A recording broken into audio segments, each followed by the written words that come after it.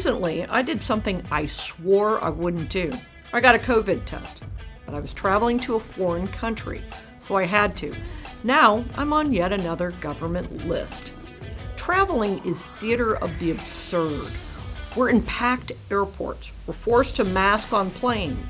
Flight attendants poke passengers if their masks fall below their nose.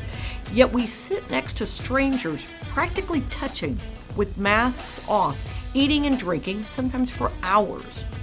In North Carolina, we're 640 plus days into a COVID state of emergency with no end in sight. People are losing jobs over COVID noncompliance. Remember, this all started with 2 weeks to flatten the curve.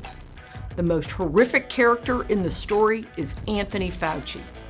History will judge him harshly. His COVID course of treatment is this: stay home until you get worse, then go to the hospital, where you're a super spreader until isolated, and then struggle or die alone. It's cruel at best. He's tried to forbid the use of common, inexpensive drugs that can save lives. A group of doctors who actually treat patients has created a group. It's the Frontline COVID-19 Critical Care Alliance, FLCCC Alliance for short. According to the group's website, it's a 501c3 nonprofit organization. The Alliance is dedicated to developing highly effective treatment protocols to prevent the transmission of COVID-19 and to improve outcomes for patients ill with the disease.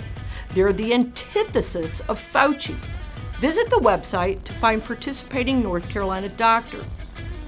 When the history is written, Fauci and his followers, including Governor Cooper and Mandy Cohen, should be villains. But our John Sanders will be one of the courageous heroes. John is one of the few who, from the day the lockdown started, has been a voice of reason and a voice for freedom. Check out his weekly NC Threat-Free Index and Immunity Update. In a recent post, John writes, 99.7% of people in North Carolina were estimated to pose no threat of passing along COVID-19 to anyone. And nearly 90% of adult North Carolinians are estimated to have either vaccine-induced or natural immunity. There's simply no justification for North Carolina to still be under a state of emergency.